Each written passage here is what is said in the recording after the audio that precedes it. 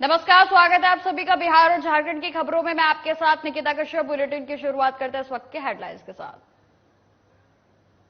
Headline के प्रायोजक हैं ICFAI यूनिवर्सिटी झारखंड। बोकारो में पूर्व सीएम रघुवर दास ने साधा हेमंत सरकार पर निशाना। कहा, हेमंत सरकार युवाओं का हक मार रही है, सरकार युवाओं के पेट से मार रही है लात। मुजफ्फरपुर में एक युवक की थाने में पिटाई के दौरान हुई मौत। बीजेपी नेता शाहनवाज हुसैन ने की प्रेस वार्ता, सरकार पर जमकर साधा निशाना।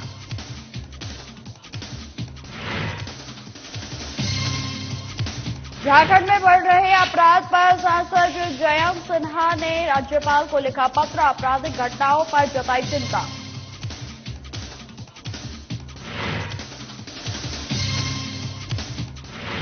हाईकोर्ट के जज राजीव रंजन प्रसाद पहुंचे बाढ़ प्रभावित इलाके। वहीं गार्ड ऑफ ऑनर देकर उन्हें किया गया सम्मानित। पटना से हावड़ा के लिए वंदे भारत ट्रेन का हुआ ट्रायल। लगभग 11 ट्रेन पहुंची JCB।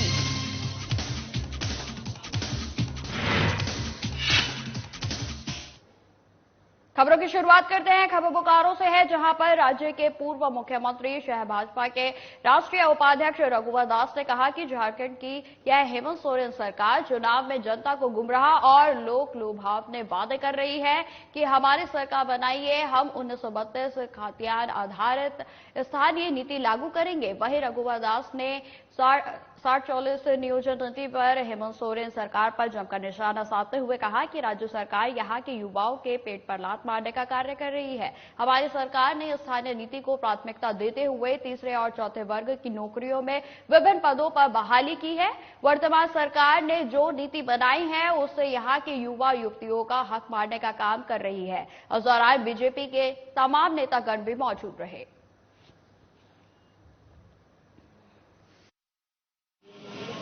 हमारी सरकार ने निर्णय लिया कि जो अलग राज्य होने के बाद झारखंड के बच्चे बच्चियों का भी एक सपना था कि हमें सरकारी नौकरी मिलेगी, और उसी को ध्यान में रखकर 3rd गेट और 4th गेट पर हमने स्थानीयों को प्राथमिकता देने का काम किया, और उस नीति के तहत 1 लाख से ज्यादा सरकारी नौकरी, चाहे वो टीचर की बहाली हो, दरोगा की बहाली हो, सिपाही की बहाली हो, वन रक्षा की बहाली हो, ऊर्जा इंजीनियर की बहाली हो, अनेक बहालियां हमने की। ये सरकार चुनाव में जनता को गुमराह कर लोक लुभावने वाले कि हमारी सरकार आप बनाइए, हम 1932 का खतियान लागू करेंगे, और 4 साल इस सरकार को। खबर मुजफ्फरपुर से है, जहां पर बीजेपी नेता सैयद शाहनवाज हुसैन ने मुजफ्फरपुर के देवरिया कांड पर प्रेस वार्ता कर कहा कि मुजफ्फरपुर के देवरिया थाने की पुलिस हिरासत में पिटाई से एक युवक की मौत हो गई थी। वहीं आपको बता दें कि पुलिस हिरासत में मौत के बाद से ही साथ ही इस घटना पर एक प्रतिनिधिमंडल बनाकर मृतक युवक के घर और घायल युवकों से मिलने भेजा गया। वहीं शाहनवाज हुसैन ने परिजनों से मिलने के बाद बिहार पुलिस और सरकार पर काफी गंभीर आरोप लगाए। आपको बता दें कि शाहनवाज हुसैन ने कहा कि जब वोट लेने का समय आता है तब सरकार चुप हो जाती है। यह बहुत ही मार्मिक घटना है।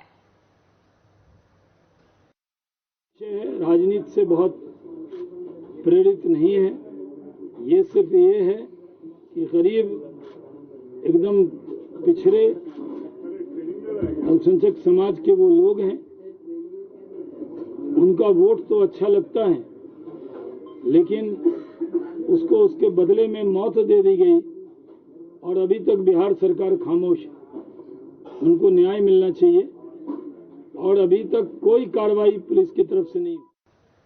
हजारीबाग के बीजेपी सांसद जयंत सिन्हा ने झारखंड में लगातार बढ़ रहे अपराध को लेकर महामहिम राज्यपाल को पत्र लिखा है। उन्होंने कहा कि झारखंड में बढ़ते अपराध को लेकर मैंने संसद में भी अपनी बात रखी है।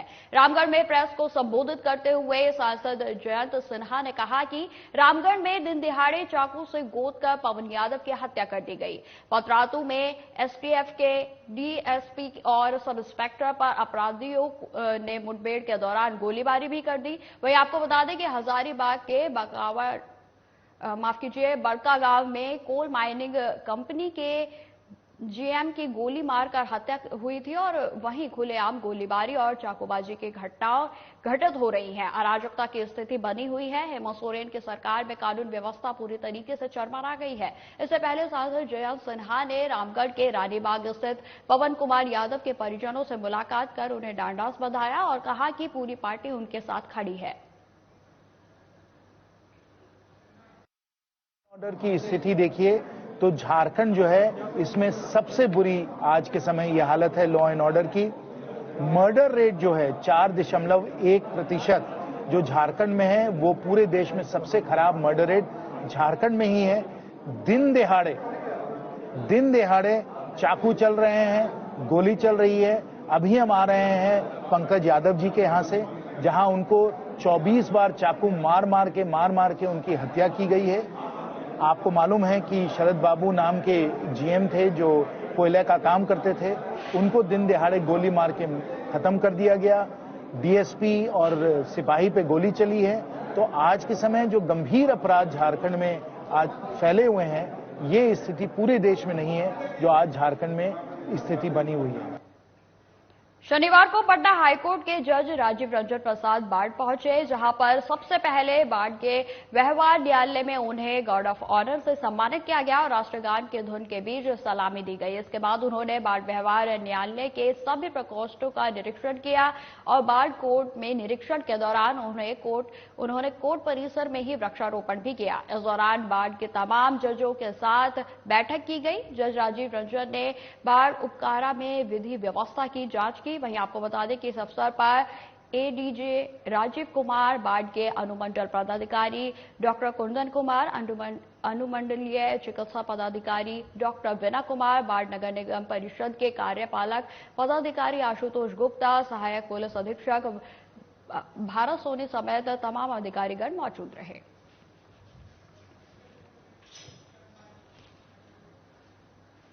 खबरें लगातार बनी रहेंगी। फिलहाल रुकते छोटे से ब्रेक के लिए।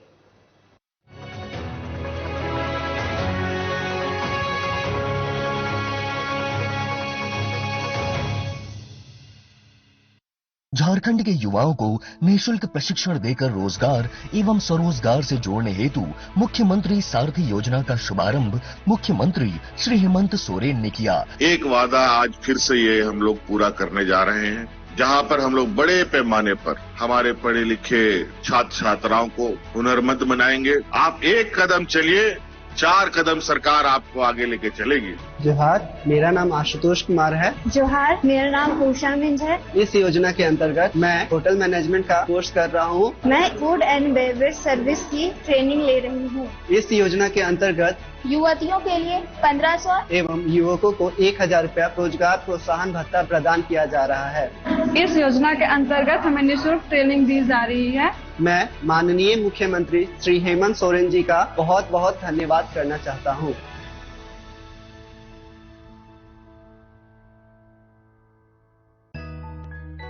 I believe I can. I believe I can change the world. I believe I can fly. I believe I can touch the sky. Welcome to the I. I am ICFI. Belief called I. Welcome to the I, the ICFI.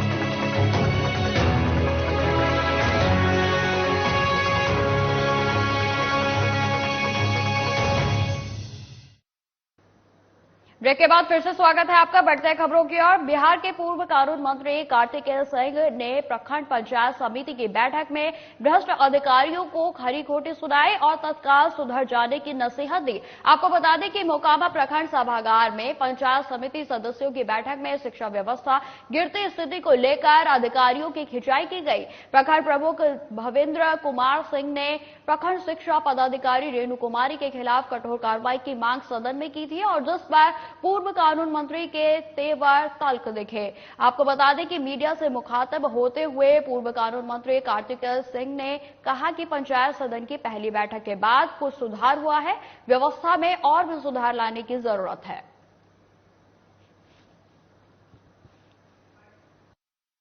कीर्ति व्यवस्था पर चिंता व्यक्त की गई है, क्या आपने आश्वासन दिया है? हमने आश्वासन यही दिया कि अभी मतलब कुछ जो भी इसके पहले भी मीटिंग में आए थे तो कुछ शिकायत मिली थी, उसमें हम लोग जो सुझाव दिए थे उस पर बहुत लोग अमल किए हैं और बहुत सुधार है, थोड़ा बहुत बचा हुआ है। दिल्ली हावड़ा मुख्य रेल मार्ग पर आज पटना से हावड़ा के लिए वंदे भारत ट्रेन का ट्रायल लिया गया। सुबह 8 बजे पटना से चलने वाली यह ट्रेन 130 किलोमीटर प्रति घंटे की रफ्तार से लगभग 11 बजे जसीडीह स्टेशन पर पहुंची और इस ऐतिहासिक रन का गवाह बनने के लिए बड़ी संख्या में लोग स्टेशन परिसर में उपस्थित रहे। वहीं आपको बता दें कि high speed Vande Bharat train में सफर करने का संताल परगना सहित आसपास के जिलों के लोगों का सपना बहुत जल्द ही पूरा होने वाला है। संताल परगना का प्रवेश द्वार कहे जाने वाले जसीडीह स्टेशन पर भी यह ट्रेन रुकेगी। आपको बता दें कि ट्रायल के दौरान अभी इसकी अधिकतम स्पीड 130 किलोमीटर प्रति घंटा है और ट्रैक जब इसके अनुरूप हो जाएगा तब इसकी स्पीड और भी बढ़ा दी जाएगी। जसीडीह स्टेशन पर इस ट्रेन के पहुंचने पर लोगों के द्वारा सेल्फी लेने की होड़ मच गई। Jasidih station high speed train का ठहराव होने जा रहा है और इसी खुशी को में स्थानवासियों में जो है इसकी खुशी जो है वो साफ तौर पर देखी जा सकती है। दिया जाएगा, हायर अथॉरिटी निर्णय लेगा कि ये कब से चलेगा। हाँ, परंतु हम लोगों के लिए एक ऐतिहासिक क्षण है। हम लोग एक हाई स्पीड ट्रेन का हिस्सा बने। हाई स्पीड ट्रेन का हमारे यहाँ स्टॉपेज हुआ और ये पूरे संथाल परगना के लोगों और पटना और हावड़ा के बीच जितने भी यात्री सफर करते हैं अब कम समय में इन दोनों जगहों की यात्रा कर पाएंगे। मतलब डिस्टेंस। बिहार के पूर्व कानून मंत्री कार्तिकेय सिंह ने आज प्रखंड परिसर में पंचायत राज के नवनिर्मित भवन का उद्घाटन किया। वहीं आपको बता दें कि जहां पूर्व कानून मंत्री ने फीता काटकर इस भवन को जनता के सेवा में समर्पित किया। इस मौके पर प्रखंड प्रमुख भवेंद्र कुमार सिंह, बीडीओ कुमारी पूजा और मुखिया समेत पंचायत समिति सदस्यों ने शिरकत की। लगभग 10 लाख की लागत से निर्मित इस भवन में पंचायत समिति सदस्यों की बैठक भी व्यवस्था उसकी की गई है और वहीं उद्घाटन समारोह में बीपीआरओ अंजनी प्रसाद भी मौजूद रही।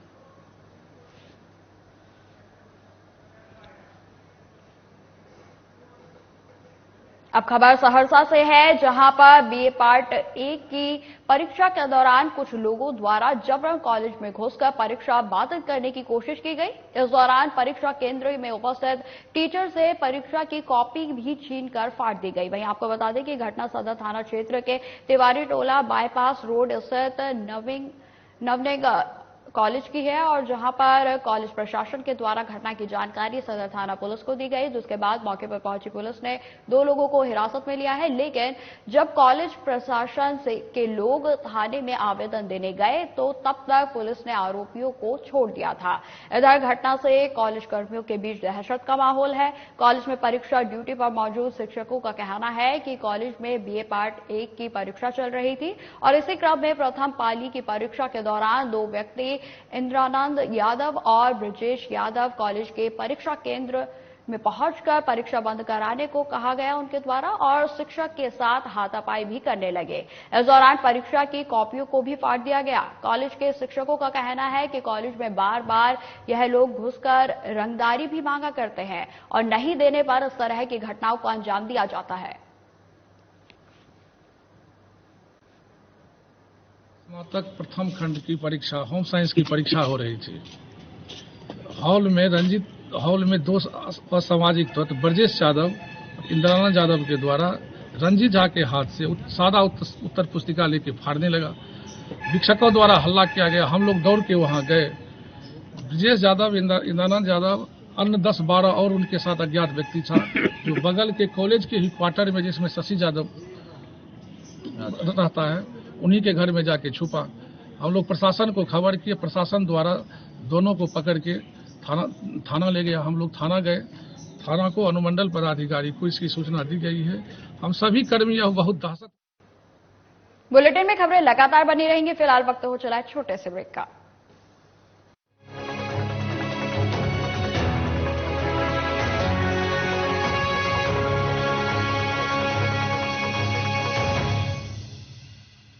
झारखंड के युवाओं को निःशुल्क प्रशिक्षण देकर रोजगार एवं स्वरोजगार से जोड़ने हेतु मुख्यमंत्री सारथी योजना का शुभारंभ मुख्यमंत्री श्री हेमंत सोरेन ने किया। एक वादा आज फिर से ये हम लोग पूरा करने जा रहे हैं, जहां पर हम लोग बड़े पैमाने पर हमारे पढ़े लिखे छात्र छात्राओं को हुनरमंद बनाएंगे। आप एक कदम चलिए, 4 कदम सरकार आपको आगे लेके चलेगी। जोहार, मेरा नाम आशुतोष कुमार है। जोहार, मेरा नाम उषा मिंज है। इस योजना के अंतर्गत मैं होटल मैनेजमेंट का कोर्स कर रहा हूँ। मैं फूड एंड बेवरेज सर्विस की ट्रेनिंग ले रही हूँ। इस योजना के अंतर्गत युवतियों के लिए 1500 एवं युवकों को 1000 रुपया रोजगार प्रोत्साहन भत्ता प्रदान किया जा रहा है। इस योजना के अंतर्गत हमें निःशुल्क ट्रेनिंग दी जा रही है। मैं माननीय मुख्यमंत्री श्री हेमंत सोरेन जी का बहुत बहुत धन्यवाद करना चाहता हूँ।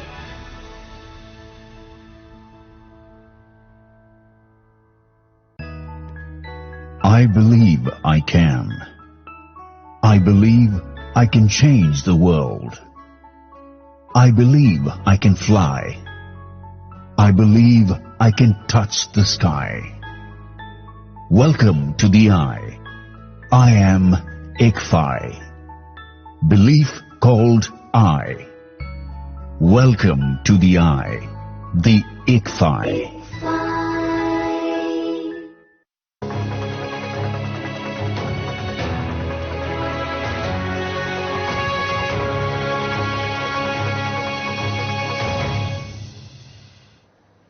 ब्रेक के बाद एक बार फिर से स्वागत है आपका। बढ़ते हैं खबरों की ओर। पतरातू मेन रोड पर स्थित लोटस लिटिल स्कूल के बच्चों को शनिवार को विद्यालय प्रबंधन की ओर से पोस्ट ऑफिस भ्रमण करवाया गया। आपको बता दें, इस संदर्भ में स्कूल के डायरेक्टर आशीष कुमार ने बताया कि आज के जमाने में बच्चे मोबाइल, इंस्टाग्राम, व्हाट्सएप और फेसबुक के बारे में तो अच्छी तरह से जानकारियां रखते हैं, मगर पोस्ट ऑफिस से हमें क्या लाभ है और उसके क्या क्या कार्य हैं, बच्चे इससे अवगत नहीं हैं। इस विषय पर उनकी जानकारी में वृद्धि लाने के उद्देश्य से बच्चों को पोस्ट ऑफिस भ्रमण करवाया गया और जहां पोस्ट ऑफिस के कर्मचारियों और उनके कार्यकलापों सहित पोस्ट ऑफिस का हमारे जीवन में महत्व को विस्तार पूर्वक बताया गया। वहीं पोस्ट ऑफिस भ्रमण का कार्यक्रम विद्यालय के डायरेक्टर आशीष कुमार के साथ निसाद फिरदोस और अरुणा कुमारी के संरक्षण में करवाया गया। वहीं विद्यालय प्रबंधन की ओर से इस ज्ञानवर्धन भ्रमण को करके बच्चे भी काफी उत्साहित नजर आए।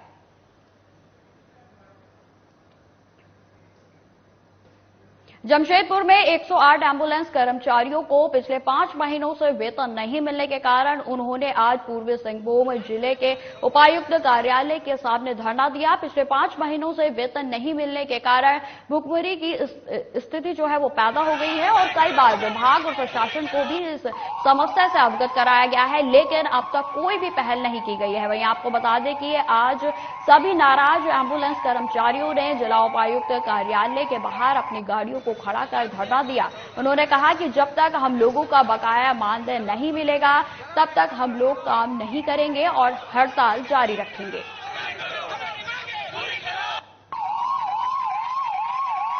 ₹8,126 करके पेमेंट था स्टार्टिंग के टाइम, लॉन्चिंग के टाइम। और एक बात और है कि कंपनी का भी टेंडर खत्म हो चुका है 14 नवंबर 2022 को भी, और कंपनी द्वारा बताया जाता है कि इसका रेन्युअल होगा 1-1 महीना करके हम लोग को आज तक कंपनी काम करवाते आ रही है। अगर पब्लिक को भी, पेशेंट सबको बहुत परेशानी हो रही है।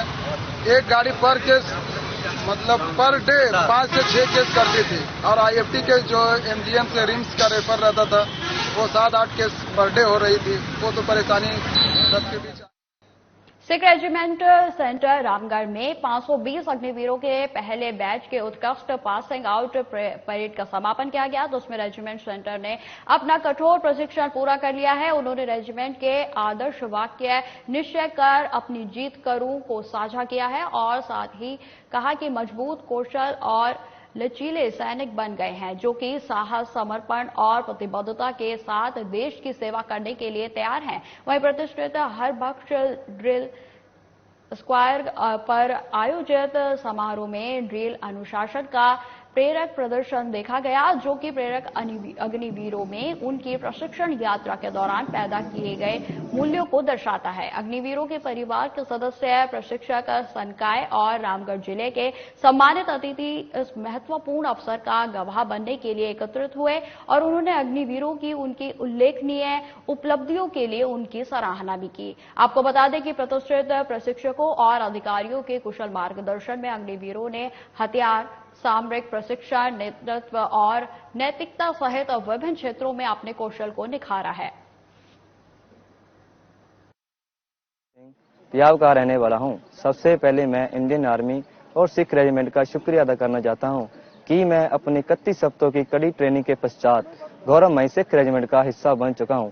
आज का दिन मेरे और मेरे परिवार के लिए बहुत ही महत्वपूर्ण और खुशी वाला दिन है, जिसके लिए मैं अपने ट्रेनिंग सेंटर और इंस्ट्रक्टर स्टाफ का आभारी हूं, जिन्होंने मुझे इस काबिल बनाया। सबसे पहले तो मैं सभी अग्निवीर और उनके परिवारजनों को हार्दिक बधाई देना चाहता हूं कि अपनी कड़ी ट्रेनिंग करने सिख रेजिमेंटल सेंटर में अपनी कड़ी ट्रेनिंग खत्म करने के बाद अब आज वो यहाँ से जो है पास आउट हो गए हैं और अपने अपने यूनिट्स के लिए अभी बहुत जल्द जो है मूव कर जाएंगे। सिख रेजिमेंट सेंटर में जो ट्रेनिंग हमारी है वो बहुत ही कठिन और चुनौतीपूर्ण जो है रही है, लेकिन हमारे इंस्ट्रक्टर स्टाफ ने बहुत ही सुचारू रूप से ये ट्रेनिंग जो है चलाई है और ये यकीन किया है कि हमारे जो ट्रेनिंग के जो हमारे मेन 5 पिलर्स हैं, जिसमें कि physical training, weapon training, firing, tactics as well as इनकी पर्सनैलिटी डेवलपमेंट, इन 5 पिलर्स को जो है बहुत ही सुचारू रूप से चलाते हुए आज एक बहुत ही अच्छे और बहुत ही काबिल जो है अग्निवीर्स को तैयार किया है, जो कि हमारे सिख रेजिमेंटल सेंटर के लिए एक लैंडमार्क डे है, यानी कि एक ऐतिहासिक दिवस है, जिसके अंदर अग्निपथ पॉलिसी के अंतर्गत हमारा पहला बैच अग्निवीर्स का आज पास आउट होके अपनी अपनी बटालियंस के लिए जा रहा है। और हमारा भारतीय सेना में हमारे सामरिक योग्यता और मनोबल को मजबूत करने के लिए विभिन्न प्रकार की ट्रेनिंग दी जाती है।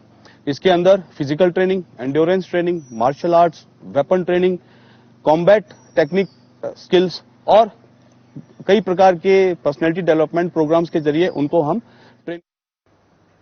बुलेटिन में खबरें लगातार बनी रहेंगी। फिलहाल रुकते हैं छोटे से ब्रेक के लिए।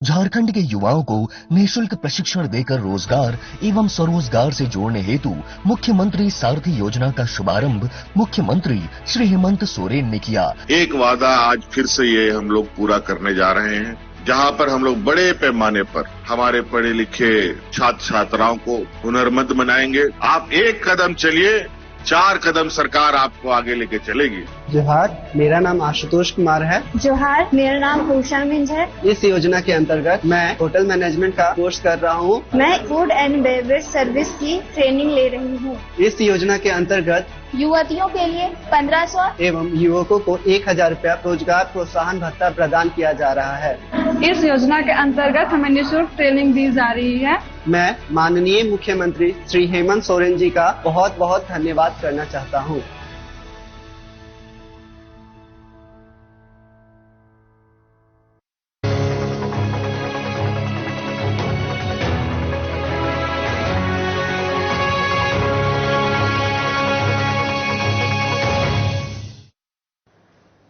ब्रेक के बाद फिर से स्वागत है आपका। बढ़ते हैं खबरों की ओर। पहले बैच के 184 अग्निवीर जवान रामगढ़ के पंजाब रेजिमेंट सेंटर में आयोजित पासिंग आउट परेड में शामिल हुए। पासिंग आउट परेड का निरीक्षण पंजाब रेजिमेंट सेंटर का कमांडेंट ब्रिगेडियर संजय चंद्र कनपाल ने किया। वहीं आपको बता दें कि जहां मिलिट्री धुन के बीच अग्निवीर जवानों ने शानदार परेड प्रस्तुत की। मौके पर अग्निवीर जवानों के परिजन समेत आर्मी ऑफिसर, स्कूली बच्चे इस पल में गवाह बने। वहीं आपको बता दें कि पासिंग आउट परेड के बाद 184 अग्निवीर रिक्रूट्स अब राष्ट्र की सेवा के लिए रेजिमेंट की विभिन्न इकाइयों में तैनात होंगे। ब्रिगेडियर संजय कनपाल ने बताया, अपने संबोधन में कहा कि पंजाब रेजिमेंट सेंटर का गौरवशाली इतिहास रहा है। उन्होंने कहा कि भारतीय सेनाओं का इतिहास काफी गौरवशाली है। हर युद्ध में हमने दुश्मनों को धूल चटाई है। हमें अपने नाम, नमक और निशान पर काफी गर्व है। सबसे बड़ा धर्म राष्ट्र का कर्म, सबसे बड़ा धर्म राष्ट्र का कर्म, आप हमेशा कामयाब होंगे। भारतीय सेनाओं का इतिहास बहुत गौरवशाली है। हर युद्ध में हमने दुश्मन का मटकामेट किया है। हमें अपने नाम, नमक और निशान पे बहुत गर्व है। इसकी आन, मान, शान के लिए अगर हमें अपनी जान की देनी पड़े तो हम कभी भी दोबारा नहीं सोचते। पिछले 31 हफ्तों के दौरान मैंने कई दफे और आपके इंस्ट्रक्टर्स ने इस विषय पे आपसे जिक्र किया है। ये 3 शब्द नाम, नमक, निशान दुश्मन के सामने हो, चाहे पीछे अपने परिवार के साथ हो या देश के प्रति हो, अगर आपने अपने पल्ले बांध लिए हैं तो हमेशा कामयाबी वही खुशियों के साथ। आजादी के अमृत काल में बाढ़ स्टेशन को अमृत स्टेशन के रूप में चयन किया गया है। आपको बता दें कि अब बाढ़ स्टेशन भी विश्व स्तरीय स्टेशनों में शुमार हो गया है। आपको बता दें कि प्रधानमंत्री नरेंद्र मोदी 6 अगस्त को इस स्टेशन का वर्चुअल शिलान्यास करेंगे। दानापुर मंडल में कुल 13 स्टेशन का अमृत स्टेशन के रूप में चयन किया गया है। वर्चुअल शिलान्यास को लेकर बाढ़ स्टेशन को दुल्हन की तरह सजाया गया है। स्टेशन परिसर का बेहतर रखरखाव, यात्रियों के लिए बुनियादी सुविधाएं और रेलवे स्टेशन का सौंदर्यीकरण, नए भवन का निर्माण, वृक्षारोपण और प्लेटफॉर्म पर जीर्णोद्धार सहित कई अन्य कार्य भी किए जाएंगे। वहीं आपको बता दें कि अमृत स्टेशन के लिए चयनित बाढ़ स्टेशन के आधुनिकीकरण के लिए रेलवे ने 23 करोड़ 38 लाख रुपए स्वीकृत किए हैं। फिलहाल इस बुलेटिन में इतना ही। खबरों की और भी जानकारी के लिए बने रहें हमारे साथ। नमस्कार।